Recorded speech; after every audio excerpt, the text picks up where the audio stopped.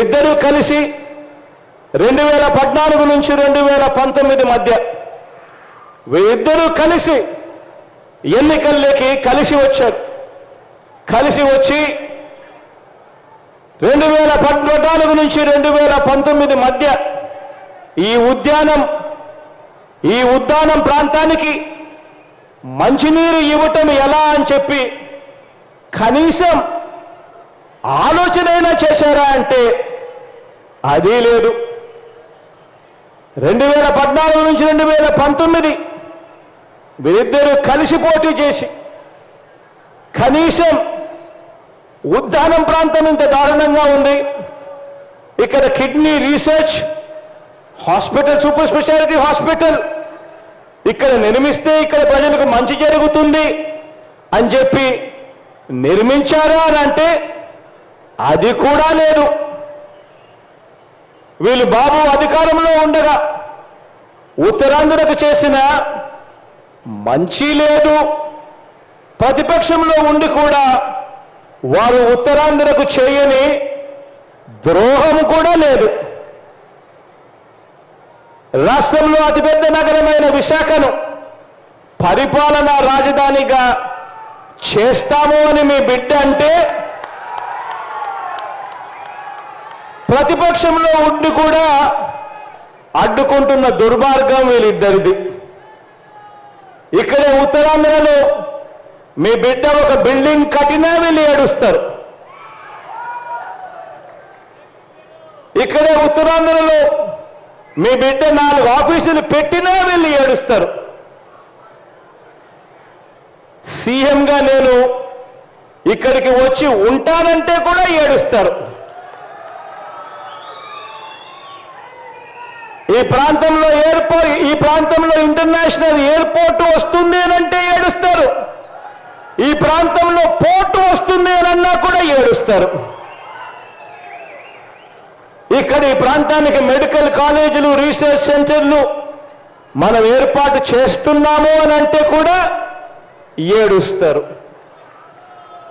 ఈ ఏడుపంతా కూడా వేరే రాష్ట్రంలో శాశ్వత నివాసం అక్కడ ఉంటూ ఒక దొంగల ముఠాగా వీళ్ళంతా కూడా తయారై ఓ చంద్రబాబు, ఓ రామోజీరావు, ఓ దత్తపుత్రుడు, ఓ రాధాకృష్ణ, ఓ TV5 వీరంతా కూడా ఒక దొంగల ముఠాగా వీరంతా కూడా తయారై వీరంతా కూడా మన మీద పడి ఏడుస్తూ ఉంటారు. ఆశ్చర్యం ఏమిటో తెలుసా, వీళ్ళల్లో ఎవరు కూడా మన రాష్ట్రంలో ఉండరు. వీళ్ళంతా ఉండేది ఎక్కడానంటే అందరూ కూడా హైదరాబాద్లో ఉంటారు. ఇటువంటి నాన్ లోకల్స్ అంతా కూడా అక్కడుంటారు. కానీ మన రాష్ట్రంలో మన ముఖ్యమంత్రి ఏం చేయాలి అని, మన ముఖ్యమంత్రి ఎక్కడ ఉండాలని, మన రాజధానులు ఎక్కడ ఉండాలి అని ఈ నాన్ లోకల్స్ వేరే రాష్ట్రంలో ఉంటూ వాళ్ళు నిర్ణయిస్తామని చెప్పి మనకు చెప్తారు. ఆ చంద్రబాబు, ఆ దత్తపుత్రుడు, ఇవే కథలు, రోజు ఈ డ్రామాలు. ఆశ్చర్యం ఏమిటంటే వీళ్ళల్లో ఏ ఒక్కరూ కూడా ఆంధ్ర రాష్ట్రంలో ఉండరు. ఈ నాన్ లోకల్స్ చెప్పినట్టు మన రాష్ట్రంలో జరగాలట. ఆలోచన చేయమని అడుగుతా ఉన్నా. నేను చెప్పిన ప్రతి విషయంని కూడా ఆలోచన చేయమని చెప్పి మనందరినీ కూడా కోరుతా ఉన్నా. ఇక్కడ ఇంటర్నేషనల్ ఎయిర్పోర్ట్ వస్తుంది అనంటే వీళ్లకు ఏడుపు. తీర ప్రాంతంలో పోర్టులు, ఫిషింగ్ హార్బర్లు, ఫిష్ ల్యాండింగ్ సెంటర్లు మీ బిడ్డ కడుతున్నాడు అనంటే కూడా వీళ్లకు ఏడుపు. అధికారం పోయినందుకు వీళ్లకు ఏడుపు. వారు ఏనాడు ఇవ్వని విధంగా మనం ఇంటింటికి కూడా పెన్షన్ ఇంటింటికి ఇస్తా ఉంటే కూడా ఏడుపు. వారి హయాంలో ఇచ్చిన 1000 రూపాయల పెన్షన్ను మనం 2250తో ప్రారంభించి ఏకంగా 3000 రూపాయలకు చేస్తుంటే ఏడుపు.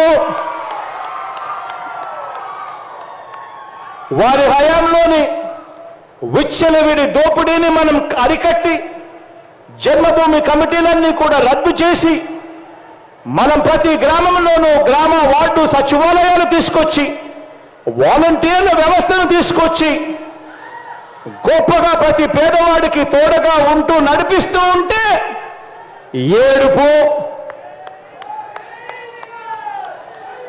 వారు ఇవ్వని విధంగా, వారి అధికారంలో ఉండి కూడా ఇవ్వని విధంగా ఏకంగా మీ బిడ్డ ప్రభుత్వంలో 2,10,000 శాశ్వత ప్రభుత్వ ఉద్యోగాలు మీ బిడ్డ ఇచ్చినందుకు ఏడుపు. వారి 5 సంవత్సరాల పాలనలో నష్టపోయిన రైతన్నకు మీ బిడ్డ హయాంలో ఒక వైఎస్ఆర్ రైతు భరోసా, ఒక 0 వడ్డీ, గ్రామ స్థాయిలోనే చెయ్యి పట్టుకుని నడిపించేందుకు ఒక ఆర్బీకే వ్యవస్థ, పగటిపూటే నాణ్యమైన ఉచిత విద్యుత్, ఉచిత బీమా, వెంటనే సకాలంలో ఇన్పుట్ సబ్సిడీ, ఇవన్నీ రైతన్నకు మీ బిడ్డ ప్రభుత్వంలో అందిస్తా ఉన్నందుకు వీరు ఏడుపు.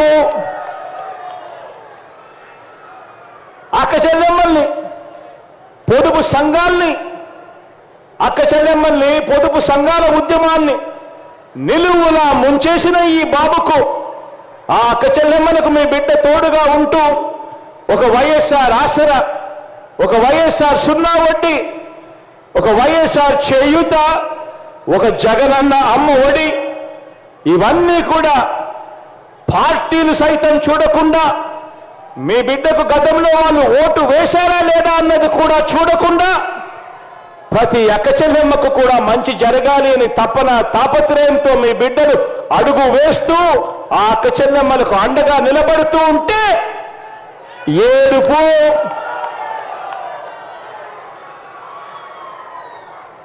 5 ఏళ్ళు వాళ్ళు అధికారంలో ఉండి కూడా కనీసం పేదవాడికి 1 సెంటు ఇంటి స్థలం కూడా ఇవ్వని వీళ్ళు, మీ బిడ్డ అధికారంలోకి వచ్చిన వెంటనే నా అక్క చెల్లెమ్మలందరికీ కూడా ఇల్లుండాలి, అక్క చెల్లెమ్మలందరూ కూడా లక్షాధికారులు కావాలి అని తపన తాపత్రయపడుతూ ఏకంగా 31 లక్షల ఇంటి పట్టాలు నా అక్క చెల్లెమ్మల చేతుల్లో మీ బిడ్డ పెడితే ఏడుపు. ఆ 31 లక్షల ఇళ్ల పట్టాలలో ఏకంగా 22 లక్షల ఇల్లు మీ బిడ్డ కట్టిస్తా ఉంటే ఏడుపు.